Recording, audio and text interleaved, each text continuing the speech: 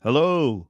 Hello, everyone. Welcome to Mi Gente on Air. Thank you for being with me here tonight. I am your host, Larry Rodarte. I would love to have you come into the room because today's a special show where we're going to be talking about Cesar E. Chavez, the great union worker, uh, the farm worker who really said a lot for farm workers in this country.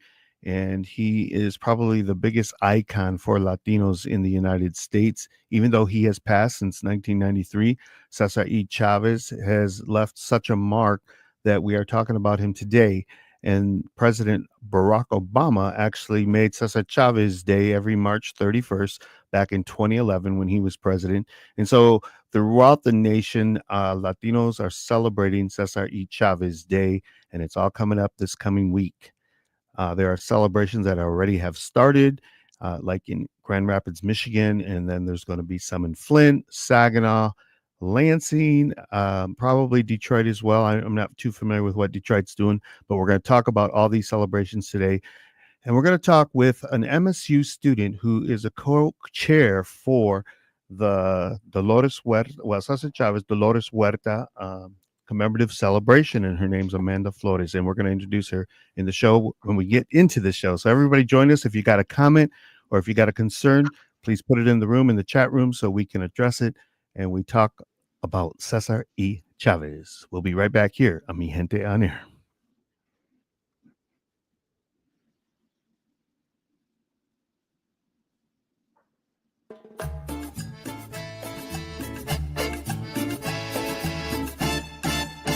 Welcome to Mi Gente on Air on 100.5 and 790 News Radio WSGW and online WSGW.com. Now, here is your host, Larry Rodarte.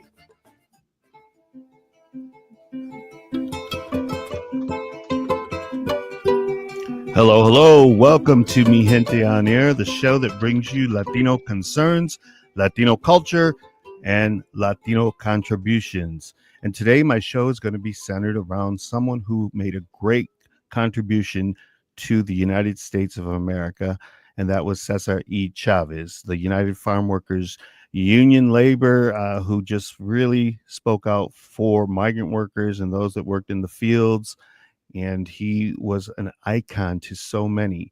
And so this week, as we are heading towards March 31st, there's going to be all kinds of celebrations going on in the state of Michigan for Cesar E. Chavez.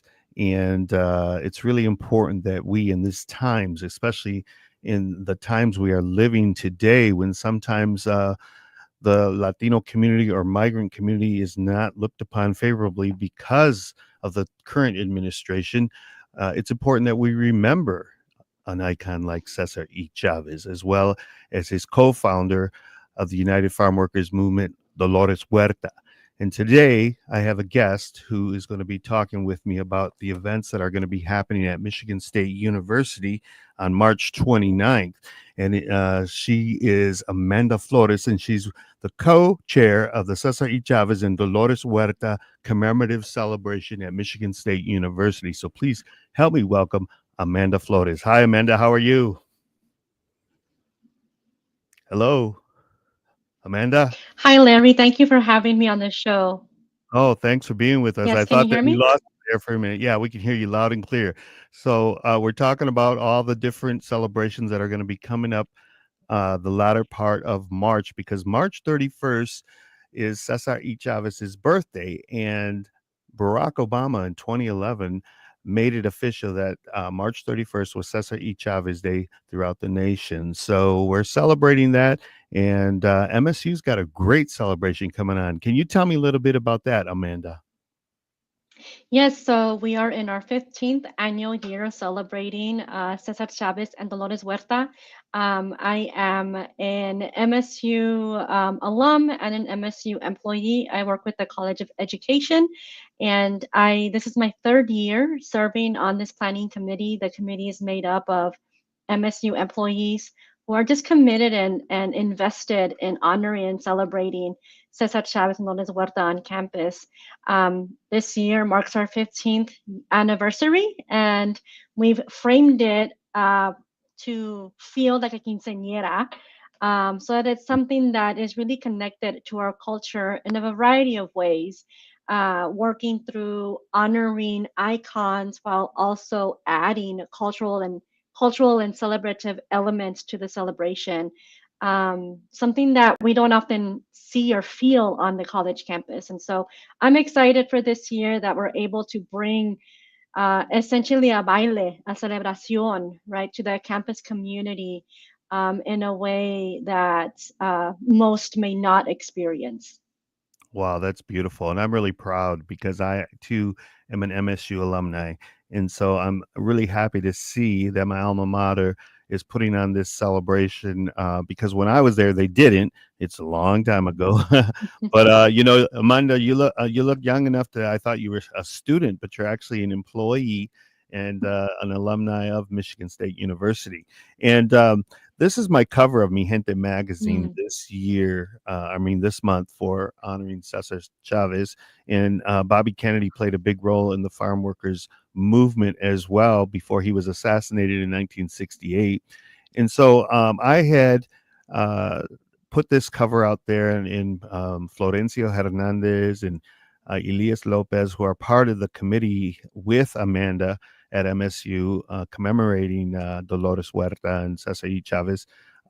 They have a nice story and a nice ad I wanted to show on the air here. And tell us about this. I don't know if my camera can see. yes. Is that good, Matt? Okay. Well, if you look at, you actually had, you mentioned about a quinceañera, but you Mhm. actually have a name for this celebration on the 29th. Can you tell us a little bit about that? Yes, so on the MSU campus, we have an employee resource group committed to supporting and advocating for Latino faculty, staff, and grad students on campus. And so they opened up the academic year with this theme of the aquí, de allá, essentially a pun on the no somos de aquí o de allá, but really just emphasizing um, the fact that our ancestors are from this land, came from this land, and belong on this land. And so we decided to pay homage to that group by borrowing their theme. And so we use that as a way to um, bring together different voices for this celebration. Typically in the celebration, what we do is that we bring one person who has been involved in the migrant farm worker movement community, whether it's through advocacy or education. But this year what we're doing is we're highlighting a local farm worker who has long ties to the farm working industry in the state of Michigan. We're calling it a farm worker spotlight. And then we also have a closing keynote speaker as a way to wrap up our conversations. And so it's our way of balancing this idea between um, community leaders and community advocate members with that of academia. And so recognizing that we exist everywhere and in between everywhere. And so we're excited again, once again, to sort of bring this space and create this space for folks who will join us. Wonderful, I'll, I'll, wonderful. Go ahead. Well, I just want to mention that the actual advertisement that is running in Mi Gente magazine this month, it says it's that the Cesar E. Chavez and Dolores Huerta commemorative celebration is celebrating 15 years of empowerment, community, and culture, March 29, 2025, from 6 to 10 p.m. And I believe it's going to be at the Kellogg Center. And they want, it also says, learn more about the Cesar E. Chavez Dolores Huerta commemorative celebration at inclusion.msu.edu. And this is all under the support of the Office of the Institutional Diversity and Inclusion, which is Mhm. an office that they have there at Michigan State University. So, Amanda, tell me a little bit about yourself. Where you're from, as you're an alumni of Michigan State University, but tell us a little bit about your story and how you came about to be on the committee to celebrate Cesar Chavez. Amanda? Yeah, No, thank you for that question. I'm yes. Go ahead. You're there. I think we're getting a Hi, can you hear me now? yes, yes. I think we're getting a lag though for some reason, but I had thrown the question about that. Just tell us a little bit about where you're from and how you got involved with the committee for Sasa Each. Perfect. I'm originally from a migrant family. Can you hear me? You're going in and out. Try it again. No. Well, we're gonna see if we can reconnect. You might have to reconnect, Amanda. Um, it's something with your phone, I think, on your end. Um, go ahead, say something. Can you hear me now? Yep, go ahead. See it.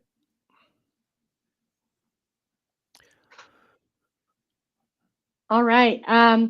I am on campus, so maybe the on-campus server as well is a little lagging. But I was sharing that I'm originally from South Texas. Soy Tejana, born and raised, and come from a migrant farm working family where we worked the fields of Minnesota and North Dakota. And so I like to think that my migrant roots really had an influence on the way that I pursued my education. I was always striving to leave Texas in order to expand my understanding of different cultures and communities. And so I landed here in Michigan, recognizing that there's a farm working community here. I came to Michigan State in 2017 to get my PhD in higher adult and lifelong education. And I did my research with migrant farm working college students, and we talked about financial practices. We talked about managing finances as farm workers and navigating the financial aid system as migrant farm working college students. And it was a lot of fun. I graduated in 2022, and my job search kept me here in Michigan. And it's been a privilege and an honor getting to know and being getting familiarized with the Latino community here in the state and understanding the ways in which the farm working community contributes to the economy of the state. And as a result, I've joined this committee to expand my involvement with the community and to stay connected to my roots. Well, I know the committee has done a wonderful job. I was there a few years back, and I know it was before COVID, so it was probably 17, 18 when Dolores Huerta actually came to Michigan Mhm. State University and celebrated in a big way. And it was so wonderful because she was already in her late 80s, I believe, and yet she was still traveling and, really speaking out on regards to the farm worker union and for the migrant workers still after all these years, 60 plus years. Dolores Huerta, who is the co-founder of the United Farm Workers Union with Cesar E. Chavez, is still alive, still with us in her 90s, and still is an advocate on Latino issues and concerns. And I consider her a personal friend when she has come to Saginaw, when she has come to Grand Rapids, and even Lansing. Every time I know she's in the state Mhm. somewhere, I try to make it out there. I wanted to ask you, Amanda. Luis Garcia, were you under his program there at Michigan State University when you came to school there? No, because I came as a graduate student, as a doctoral Oh, student. yes, yes. And so I wasn't a camper. I wasn't part of a camp program. My undergrad institution was Texas A&M University, and they didn't have a camp program.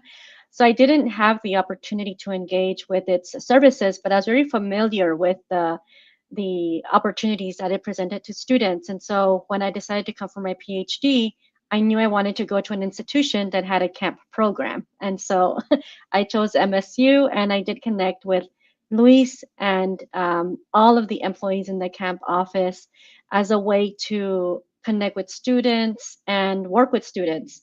And actually, as a fact, in 2017, when Dolores came, my one of my good friends and I actually picked her up from the airport. And Wow. so, I mean, MSU has presented a lot of opportunities for me to engage with my farm working roots in different ways.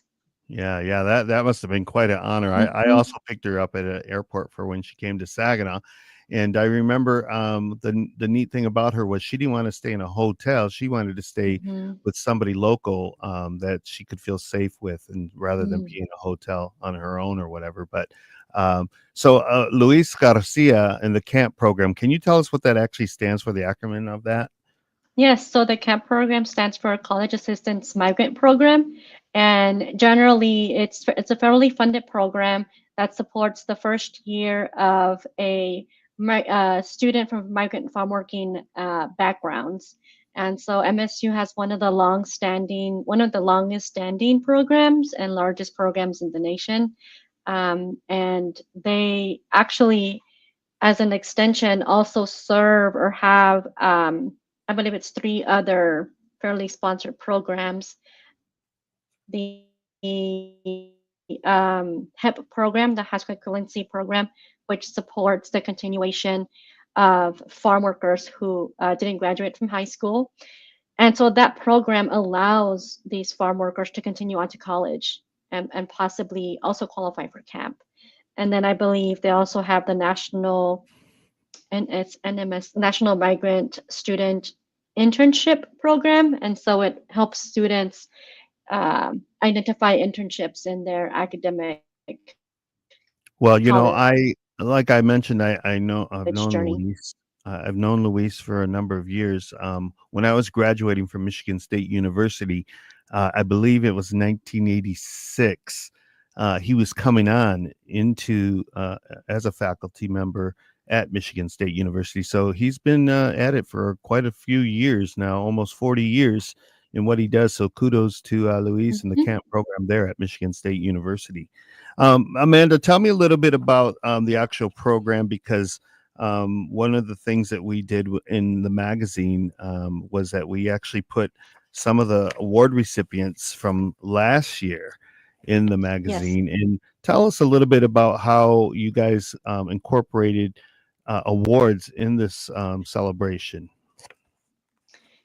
Yes. So the awards, I think we started doing that 2 years ago. We just thought it was an opportunity to acknowledge the time commitment, service, efforts of MSU students, faculty, and employees to supporting the Latino community in various ways.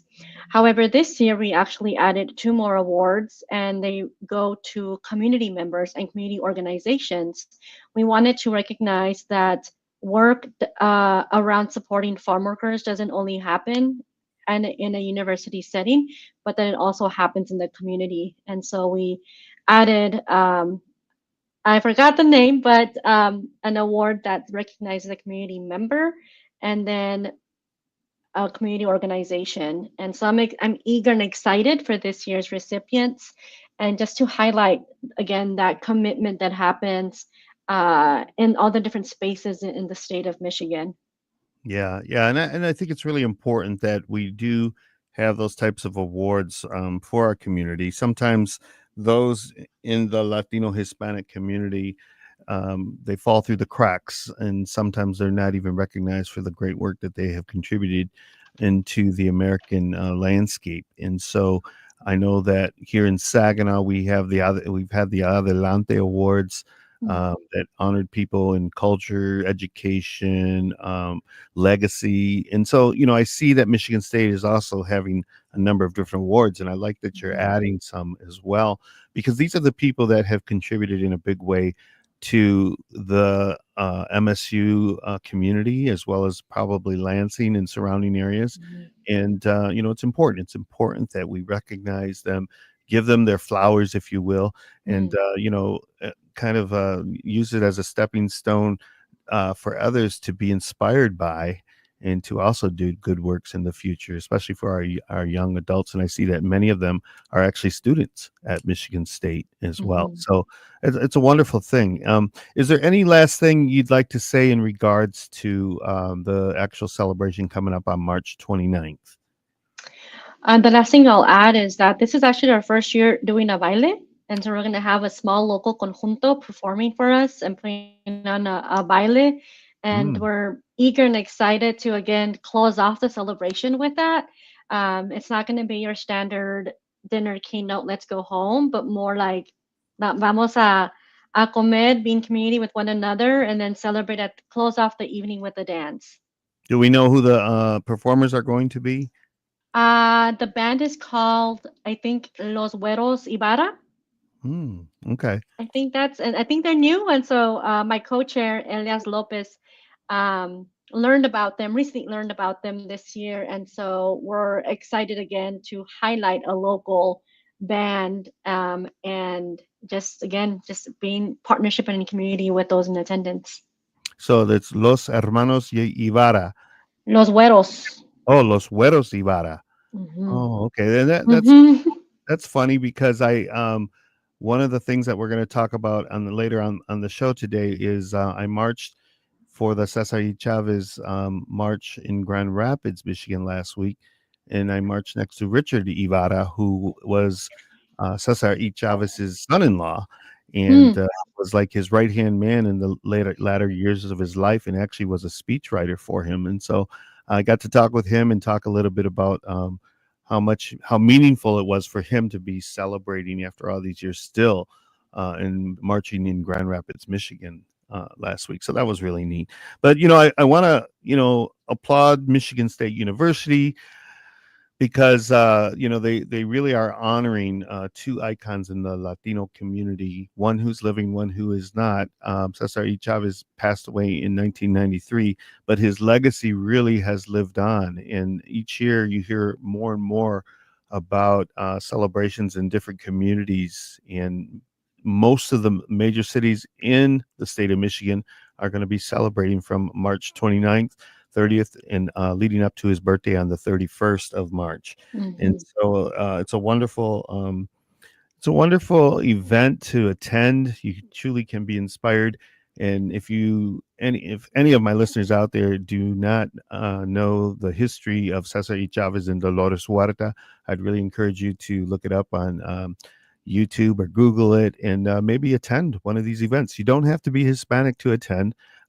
This is for the greater community and to celebrate diversity and inclusion in our world today.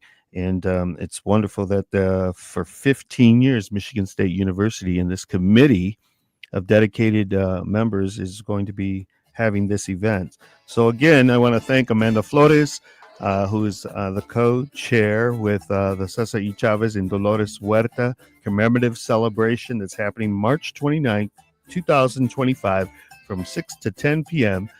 at Kellogg Center at Michigan State University. And there's gonna be a dance. There's gonna Yep. be a dance. So Amanda, it was nice meeting you, and I hope to see you on the 29th because I want to put on my dancing shoes and listen to this new band, Los Güeros Ibarra. And thank you for just being with us and keep doing the great work that you're doing at Michigan State University.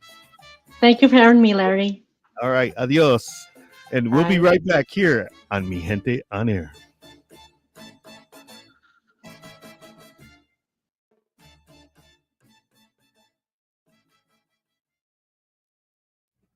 So that was Amanda Flores. She's a co-chair, as I said, for the committee that's celebrating Cesar Y. Chavez and Dolores Huerta, and it's wonderful to see that somebody is, from Texas, who's now here calling Michigan home, and they're celebrating Cesar Y. Chavez in a big way at Michigan State University. One of the callers are in the chat room here, Maria Sanchez Haas. I believe she's also actually watching from Tejas, from Spring, Texas. She says, "Hey, Larry, great interview. Did you know that Cesar Y. Chavez spent one night at our house on Bernard back in the day? I can't remember the year, but you can ask my mom about it." So that was quite a while ago, I believe. And that's when Cesar Chavez came to Saginaw, Michigan. So he was here as well. And I know that he also visited the Union Civica Mexicana on Wadsworth there. So that historic building has had some really historic figures come, President Jimmy Carter as well as Cesar E. Chavez. So we're going to talk a little bit more about this when we go back into the show. But please, if you have a comment or such as Maria Sanchez Haas has here, leave it in the room, leave it in the chat room, and we can read it on the air and we can address it as we go into the latter part of the show. We'll be right back.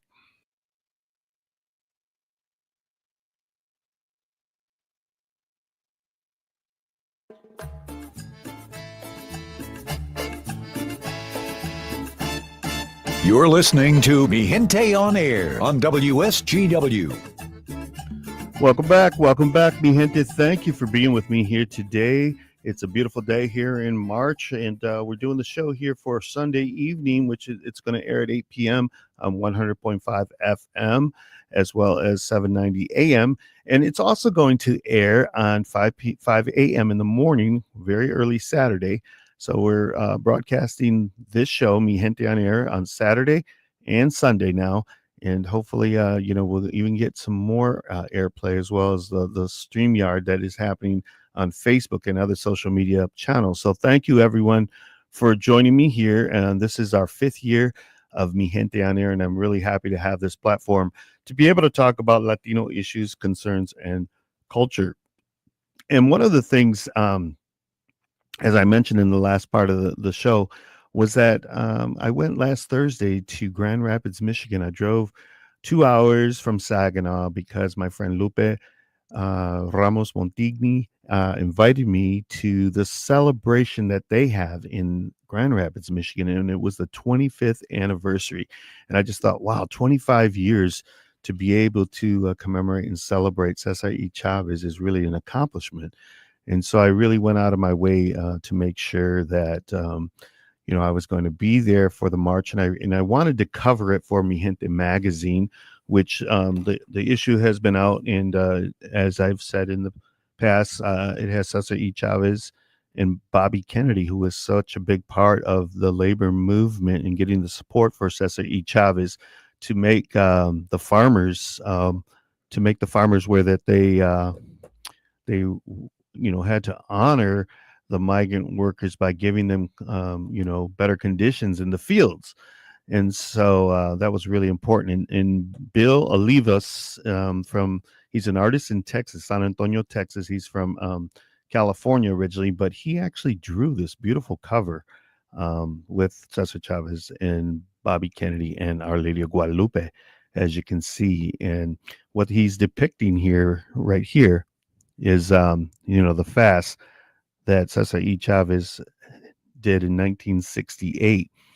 I think it was a 28-day fast in Delano, California. It affected his health, but nobody could get him to eat except for Bobby Kennedy. When Bobby Kennedy came from Washington, D.C., and actually went there and gave him a piece of bread. It was symbolic, of course, but, it was a Kennedy, and he came and he supported what Cesar E. Chavez in the labor movement with Dolores Huerta, the farm workers labor movement, what they were trying to do, and to bring attention to the migrant workers that were being treated so badly by many of the farmers with pesticides that were killing and affecting women who were pregnant and having affected babies. And so, it was a big thing back in the day, and the great boycott that happened that so many who were alive at the time remember.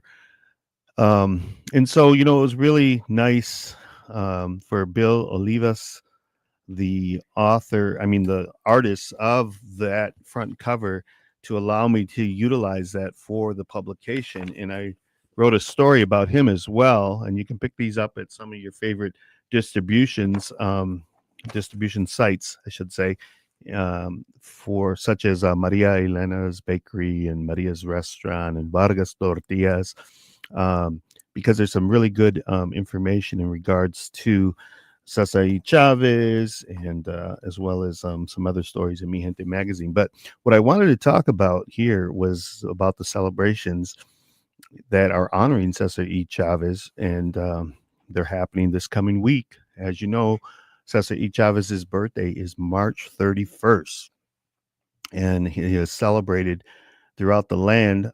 President Obama made Cesar E. Chavez Day in 2011.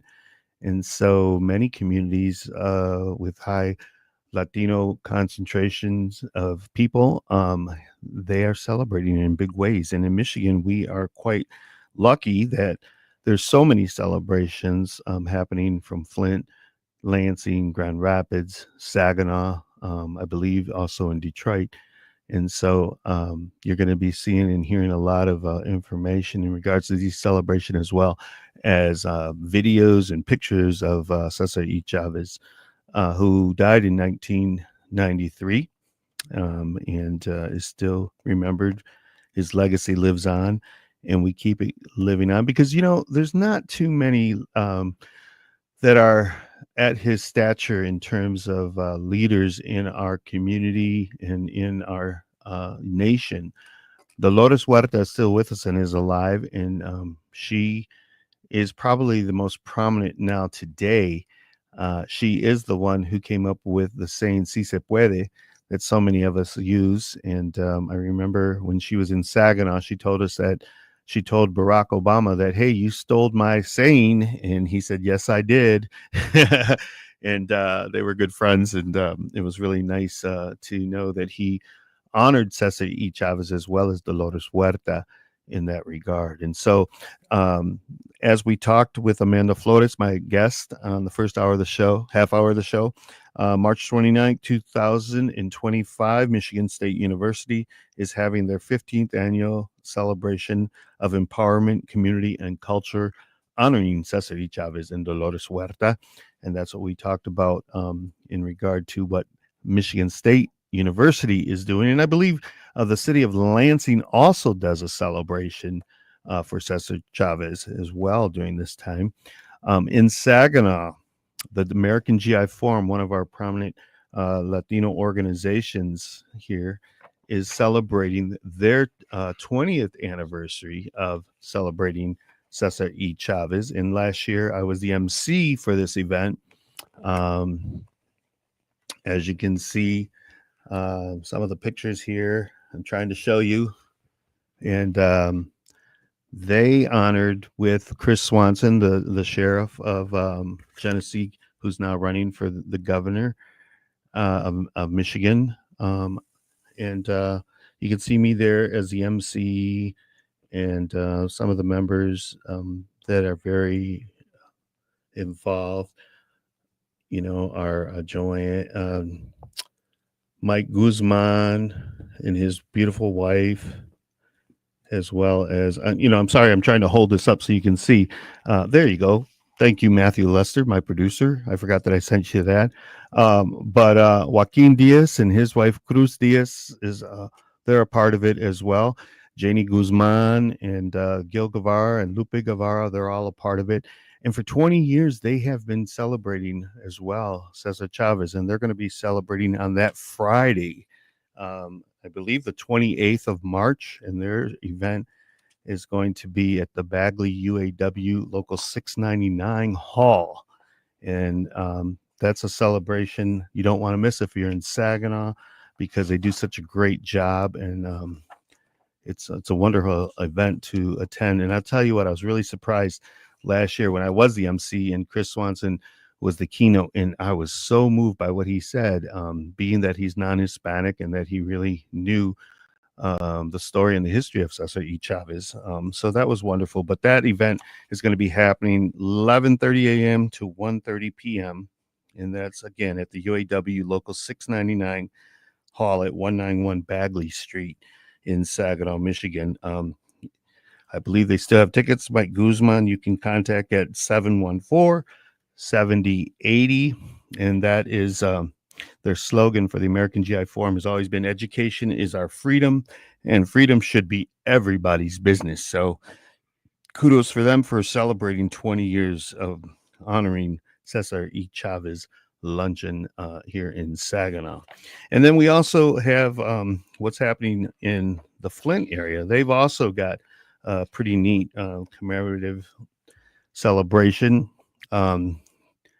Cesar Chavez. It's called Chavez and Huerta Luncheon Celebration, Saturday, March the 29th, 1 to 3 p.m. at the Flint Institute of Arts, 1120 East Kersley Street in Flint, Michigan. And so the Latinx, I believe, group over there in Flint is going to be celebrating their Chavez and Huerta luncheon. So that's going to be really interesting on that Saturday as well. But so we did Lansing, we did Flint, we did Saginaw, and I just want to talk a little bit more about what transpired in Grand Rapids. And I first want to mention, though, we have a listener here who's watching the show, Maria Sanchez Haas. She says, "Hey, Larry, great interview. Did you know that Cesar E. Chavez spent one night at our house on Bernard in Saginaw back in the day? Can't remember the year, but you can ask my mom." So this was a long time ago when Cesar, this was pre 1993, obviously. But Cesar E. Chavez, I remember he also went to the Union Civica Mexicana on Wadsworth there. It was probably the same visit. It had to be probably in the 80s. And, we at the Civica have had some pretty prominent members in the United States that have come to the Civica, from President Jimmy Carter to Cesar E. Chavez, and as well as Dolores Huerta. So, really proud to say that. And thank you for that comment, Maria. But I want to talk about what Lupe Ramos Montigne is doing in Grand Rapids with some people on the committee to honor Cesar E. Chavez. And last Thursday, on March 13th, they celebrated the 25th anniversary of honoring Cesar E. Chavez in that community. And what was really neat about it was Lupe asked me to go and attend. And I said, well, I'm going to do it because I'm going to go drive the 2 hours, because for them to actually, have this continuation of a celebration for Cesar E. Chavez is pretty remarkable. And so I went, and when I got there, it was just filled with people, with students, with dignitaries. There's a lot of people all around the Hispanic Center there in Grand Rapids, Michigan. And so I got my phone out and started taking pictures, and there was balloons and there were speakers, and I really wanted to cover the event for Mi Gente magazine for next month. And as this march started, and after all the dignitaries spoke, Lupe grabbed my arm, and rather than allowing me to cover the actual march, she put me dead center right in the march, with behind the big banner celebrating 25 years. As you can see, the picture that I have there. And I was really honored that, I was representing Saginaw, but just being there to honor Cesar E. Chavez and to lead the march with Lupe, who is doing a great job, in keeping this alive. And she's great friends with the Chavez family in California, in Delano. And what was really neat, and Matthew, could you show the picture with the four individuals with Richard Ibarra? You see Lupe Montigne right there, and she's with the Congresswoman from Grand Rapids District. But the man to the left there on the picture, his name is Richard Ibarra. And he was one of the keynote speakers for the celebration during this day.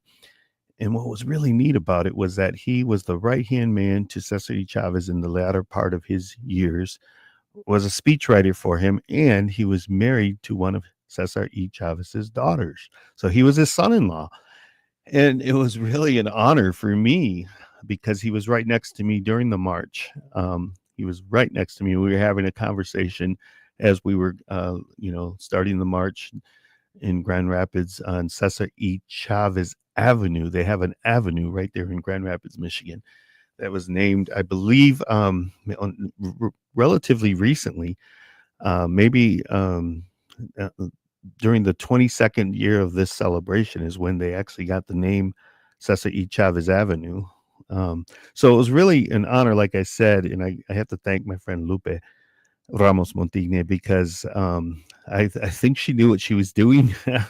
But I did not know that Richard Ibarra, who I was familiar with in his work with the Farm Workers Union labor organization, and I was really surprised that he was there at the march this year for the 25th anniversary. And I wanted to play a little bit about from my phone, and if Matthew can actually put the pictures up so that I'm not seen doing this, but I wanted to play what Richard had to say to the crowd as he welcomed or thanked us for being there and doing the march in Grand Rapids, Michigan. Here's Richard Ibarra. 15 to 18-hour days, 7 days a week. He never took a day off. I took about a week off back then. But I'm so honored to be doing deja vu all over again here with you, because you, Lupe, Lupe leads this legacy as well or better than anyone in the country. If we had, yesterday I spoke to my brother-in-law, Paul Chavez. He said, if we had a Lupe Ramos Montigny in every state, we'd have a national holiday for Caesar already.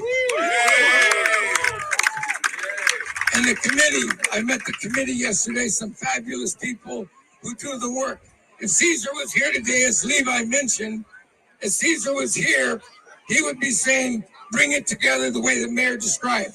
It's always about people coming together, never about our differences. It's about people, it's not about race. It's about people coming together. So that's what Caesar promoted. That's what he taught us. That's what we followed. And you all are doing the same thing today. He always also said that people vote with their feet. So marching today, it's a big deal. He did marches so many that one time we did 1,000 miles in the state of California to advocate for farm workers and others. So he always worked with all the groups, all the marginalized groups. They all came to see him, and he spent a lot of time with young people because he was an inspiration to people all over California. You are an inspiration to all of us across the country. Thank you from the Chavez family and the Cesar Chavez Foundation. Thank you. So that was Richard Ibarra, who was Cesar Chavez's son-in-law, married to one of his daughters. And, it was really nice to have him, to have a representative from the actual family of Cesar E. Chavez. And I know I've seen some of his grandchildren, his daughters across the country through the years who honor and keep the legacy going because it's so important. And, they really do represent a time in history which was so important to the migrant worker of this country, the backbone, those who picked so many of the crops that many Americans found on their tables.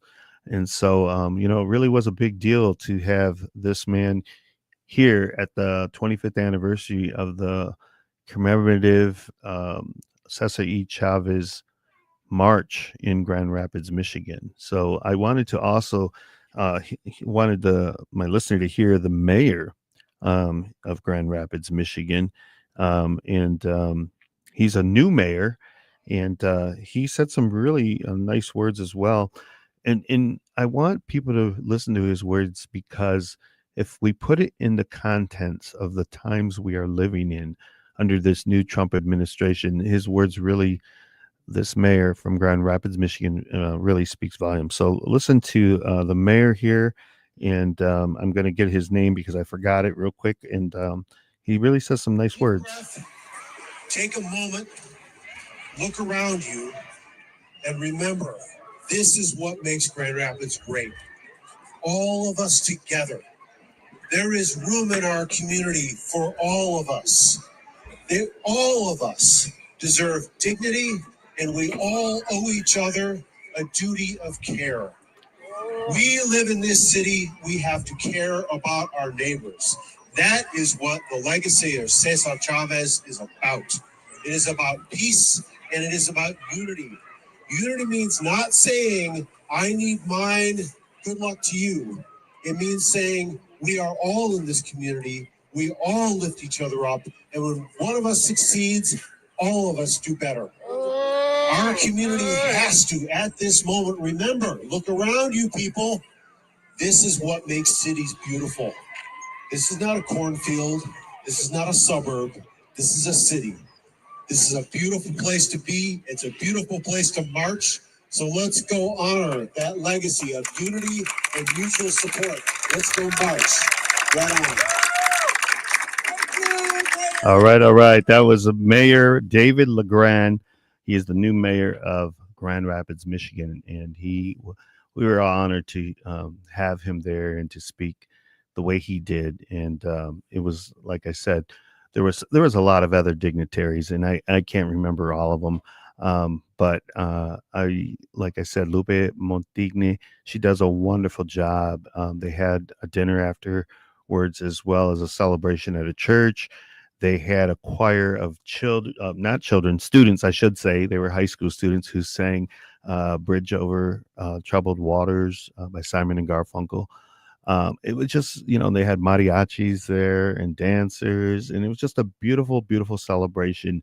And anybody who is involved on any committee elsewhere throughout the state or in the nation could really heed from what they do in Grand Rapids, because they do a wonderful job. Like Richard Ibarra said, if they had a Lupe Ramos Montigne in every community in the United States, we definitely would have a national Cesar E. Chavez Day. And hopefully that will come in the future. Maybe not in the next 4 years, obviously, but hopefully, sometime in the future. So thank you so much, Lupe, for honoring me, for allowing me to be a part of the march right up front and center, and right next to Richard Ibarra, Cesar E. Chavez's son-in-law and right-hand man. So thank you so much for all of that. So I hope everybody gets a sense of what Michigan, the state of Michigan, is doing for Cesar E. Chavez for his birthday, March 31st. It's a great celebration when I have attended in the Saginaw GI Forums event, as well as Grand Rapids, and I have attended even Lansing, the capital area, when they celebrate Cesar E. Chavez. And so if you're out there and you hear about these events, I'm sure you can still get tickets. And I encourage you to go and learn about Cesar E. Chavez in a big way, and how much his legacy is still influencing our communities, our people, our students, and anybody who learns about this great man, as well as Dolores Huerta. So thank you, everyone, for being with me here on the show today. Sometimes we can't make it on Tuesday evenings, which is our scheduled time for the live stream, and we will do a show on Fridays at 2:30 p.m. That's the makeup time. And I just want to thank my producer, Matthew Lester, as well, for accommodating me when I can't make it on Tuesday evenings. So thank you, everybody. We'll see you next week here on Mi Gente On Air.